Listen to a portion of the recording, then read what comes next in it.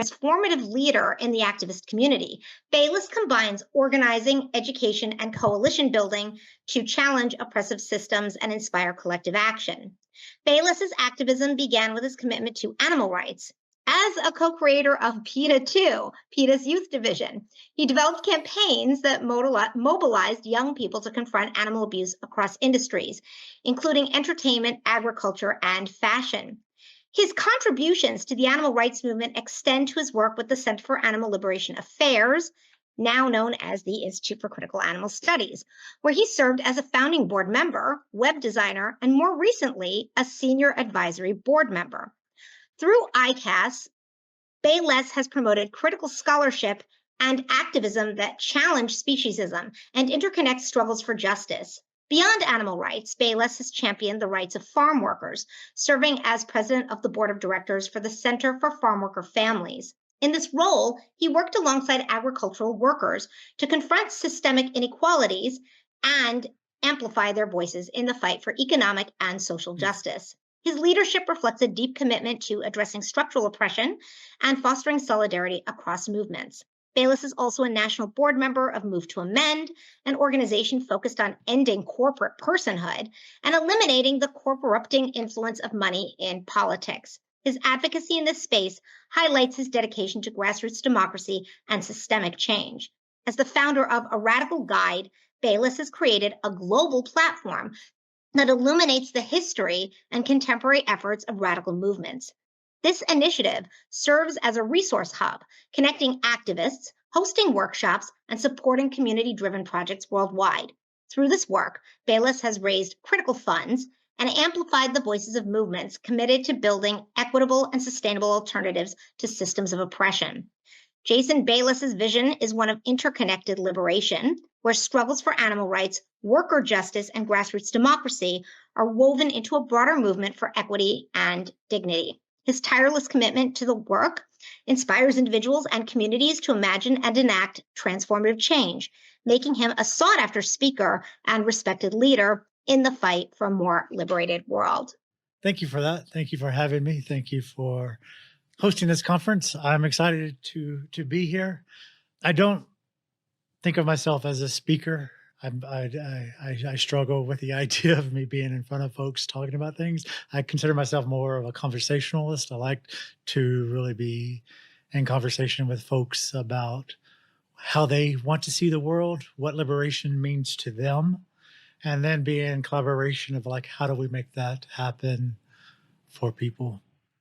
And that is the foundation of which I started the organization of Radical Guide, which started as a hobby project back in 2018, where I just created a directory, a map of radical locations around the world, which stemmed from, when I would travel, when I would go to places, I would always seek out radical bookstores, radical history locations of places where events happened or people were born that actually created a different way for us to think about the world and see the world and engage with it.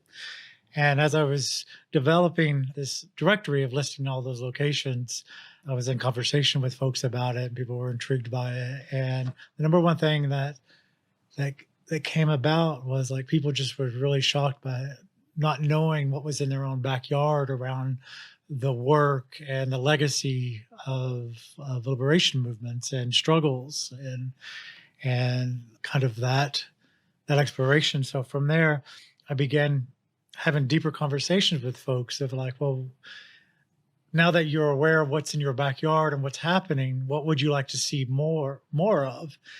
And curiosity and education was always the first answer in most of those conversations. So I would be in conversations like, well, what would it look like if we were able to bring the legacy and pull a thread of liberation movements from the beginning of time to current day and connecting those dots and connecting that history and really building up an idea that, we're not alone in these thoughts. It seems like at times that these struggles are difficult, and that there are only a small percentage of people who really believe it. We're labeled terrorists or radicals or all these things. It seems like there's this opposition to creating a world that we all deserve. But through the act of actually seeing what's out there and what exists, and the legacy of thought kind of gives us a collective solidarity and strength in terms of what we can do, because it's hard to create that world that we all deserve without being able to see it. And it's hard to be able to see it when we're taught that it's not possible. So what happens when we change the narrative and say, look, it is possible? It's happened throughout history. There's been people talking about this and exploring this since there's been, people on the ground. There's been this struggle here. And so what happens when we actually are able to see the future through our history? That led to the conversations around, is like, okay, now that we become aware of how to move forward and the legacies and the shoulders that we stand on, what is needed in terms of collective liberation. And through that exploration, a lot of things come up, and it's different for each geographical location, each community, each individual.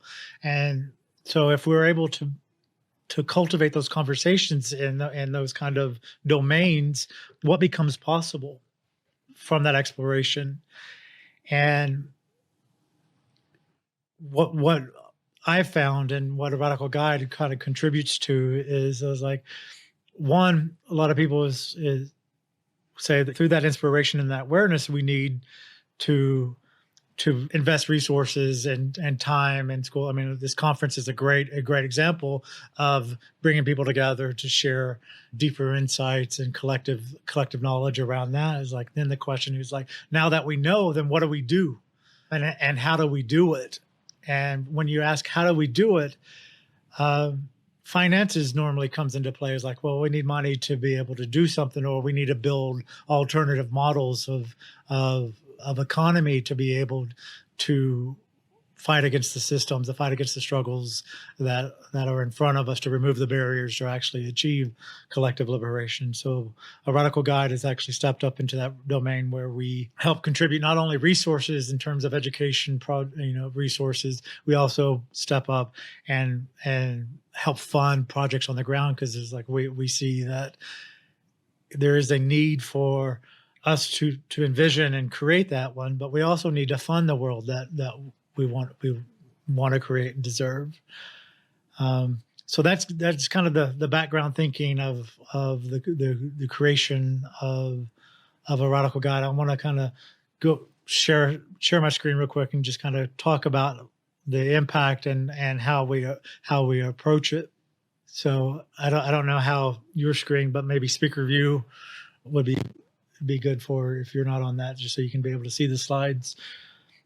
So a radical guide, one of the ways that we strive to connect with folks is, to be in conversation with folks, is we organize our work and at least our thinking around three domains, three pillars of our work, and that's to connect, amplify, and unite. And so in connect, we see it in kind of two domains. We want to connect people who are already on the ground doing the work by connecting them with resources and funds and others in the movement, so they can be more effective in the work that they're trying to do. And we also want to connect people who are just starting out or don't know how to get involved, but they do know that they want to be involved with something. They see something's wrong in the world, and they see something that they want to make change, but they're not aware. We want to be in conversation with them and connect them to these movements and to these ideologies, to this legacy of movements. And so what that looks like on the ground for folks is, like, one example is that we have our mutual aid general fund, where we give out $150 every month to a local grassroots organization who's actually working on the ground to create and cultivate the world that we all deserve. And this is just screenshot of two recipients of the fund, social media thanking who received the fund. We have NorCal Resist and Sacramento's Punks with Lunch, and they're doing tremendous work on the ground. And so we look at or in conversations with these groups and saying, well, what do you need to be successful? One, most of the time the answer is we need to be able to fund the work that we're doing. And two, we need resources to help lift up the education around why this work is important. So Radical Guide steps in to both of those domains and co-creates content, educational platforms, and also helps support raising funds for groups like that. We also work with groups around the world, and this is just one example. It's like probably spend all day talking about all the examples, but this is one example of some of the work that we do in terms of supporting groups around the world. Is like we help support the Feral Crust Land Regeneration and Autonomous Network group, which is an eco-anarchist collective based in the Philippines, who's working on a community project to actually help build stable ecosystems and wildlife and nature regenerations, and also to create a place for the community to come in and learn and practice nature-related skills and sustainable living. Another goal that they have is actually provide open teaching, skill sharing, and event space for the community to come and connect with not only each other and the indigenous community, but also to the animals and nature itself to develop a relationship they may not currently have. And also to engage in cooperative work in both local and non-local people in improving cultural relationships with folks. So we helped raise money to get this project off the ground there in the Philippines. So these are just two examples of kind of the work that we do to connect, to support the work on the ground, to create the world that we all deserve. The way that we connect with folks who are curious and want to get involved, who may not already be connected with the movement or groups on the ground, is we offer different ways for engagement. Because we recognize not everybody starts out identifying as an activist or wants to be an activist, but many people do have a desire to contribute to meaningful change. So we provide entry points for folks to engage, to develop not only the ways of thinking about how to cultivate the world, but the language to do so, because there's so many, going back to what I was saying earlier, in the conversations of people going, hey, I didn't even know this was in my backyard. This legacy and this history of movements. It's the same way with the terminologies and relationships of movements that people are not taught. So we want to be able to provide access points for people to develop the understanding of the terminology and the language and develop a relationship with what it means to be in liberation movements. So we provide podcasts and audio books for people to listen to and normalize being able just to talk about these issues. We provide workshops and online courses for people to go deeper into the trainings and conversations and gain practical skills around this. And then from there, we also provide direct community support. When people are ready and they're like, hey, I want to be connected with what's happening in my community, to actively engage, volunteer, and contribute to grassroots initiatives, we help, connect folks, whether it's through our directory or they reach out to us and say, hey, I live in so-and-so area and I'm having difficulties finding people who are really looking at systemically at the issues that need to be challenged. Can you help? We're in conversations and connect with those. We also help support folks who say, hey, we just started this group and we're struggling with how to organize or how to come up with our mission and vision or principles or order of operations and all that. We also step in and help provide guidance. All of this is for free, obviously, and then we also offer online discussions and panel conversations so people can explore ideas, ask questions, and connect with others who are in similar journeys. And that's where our third pillar of Amplify comes into play. And the way we do this is, as mentioned before, is through we do screenings, we do people's movement assemblies, we do weekend events, online panel discussions, workshops, conversations. We have a guide for radical, which is just a guide that is split up in 3 parts: one text-based, podcast-based, and also online course that really goes deep into what it means to actually cultivate the world that we all deserve, so people can engage and have permission to talk about these issues.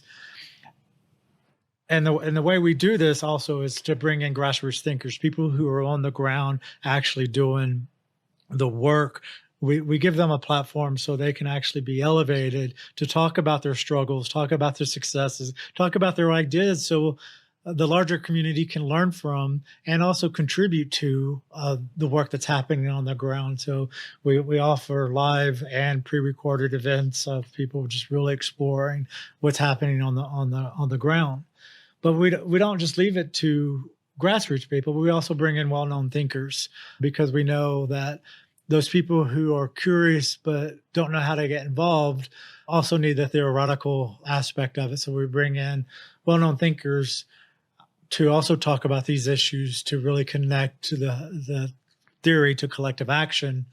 And we've had a lot of success in that, which moves us to our third pillar, which is to unite. So as mentioned, we want to unite people together, but we also want to unite people and movements to resources, both financial and in terms of educational and physical resources.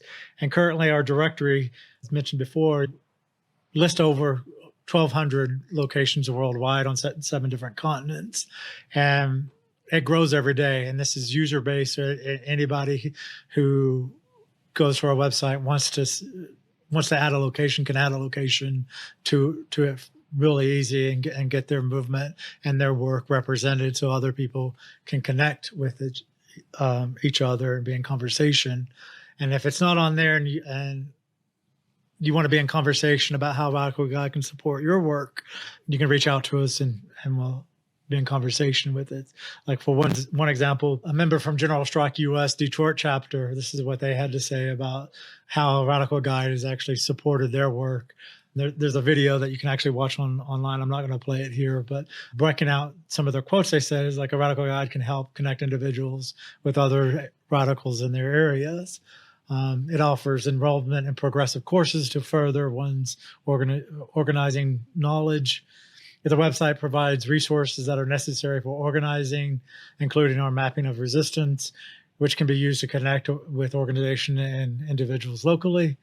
And this organizer says that Radical Guide is a one-stop shop for free thinkers who need or want some direction and connection with other folks on the ground.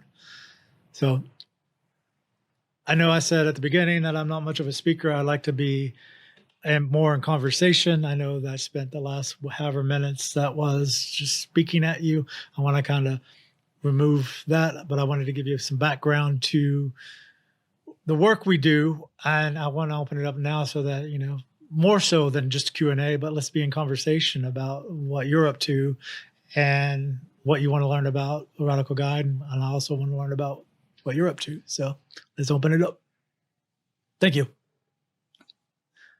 Hey, thank you, Jason. That was really good. I loved the emphasis on mutual aid, this idea of that this can, this kind of idea that it's something that is mutually beneficial and interdependency and all that. And of course, I always bring up also the fact that, of course, where mutual aid as a concept comes from, right? Because I find that a lot of times people in the animal liberation movement, ironically, don't think about that. Who was the example originally for mutual aid, right? It was non-human animals themselves. So we're kind of taking a cue from them when we engage in mutual aid. So yeah, I'm getting a lot of comments in here, people saying that it sounded great, that it was really interesting. If anyone has any questions, please put them in the chat. Yes, all questions are welcome. I'm open to anything. And I'll put the link to the chat, or not to the chat, to the website if you haven't already checked it out, want to check it out. Going back to the mutual aid conversation statement, one of the things that We are a 501c3 nonprofit. We just became a 501c3 this year, about 7 months ago. And the reason we decided to take that path and become part of a nonprofit industrial complex, sadly, is because, and again, going into that in that conversation about creating the world that we all deserve, I ran into conversations with folks who say that they want to be involved, but they're afraid, or there's some barrier that keeps them from being on the ground, but they want to support and fund these movements. And they want the benefit of a nonprofit, the tax write-off to do it as well. And I had that conversation with a lot of people. And I was like, well, if we can be more effective in funneling and funding the work that needs to happen on the ground, why not do it? And what's really neat about a nonprofit, this is not praising nonprofits, but in our perspective, what's really neat about it is that it automatically makes your organization a public organization. You're now responsive to the people who support you. And so now, we can actually lift that motto up and say, if we believe in collective liberation, if we believe in mutual aid, if we believe in a better world where we are all accountable to each other, then let's change the model of the charity model of a 501c3 and actually create it to fund what is needed, where we no longer need to worry about a 501c3. So that we're definitely taking that on. And the mutual aid fund, because of that, because we became a 501c3, has kind of really expanded and grown, because people see that mutual benefit of the tax write-off that helps them fund things that they normally wouldn't fund. And if we can take that money and give it to people who fly under the radar, or give it to groups who would normally not receive donations because they're too radical, or because they challenge the status quo too much, then let us be that connector.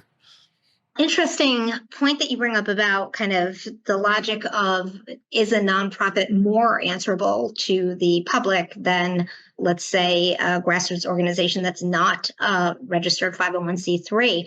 I guess I would ask, do you feel, though, that can be a concern in the way that, for example, you might feel like you have to shy away from speaking on certain issues for fear of alienating donors, because obviously that's a major issue in the whole, as they say, nonprofit industrial complex? Yeah, no, that's a great question. And just one slide of clarification.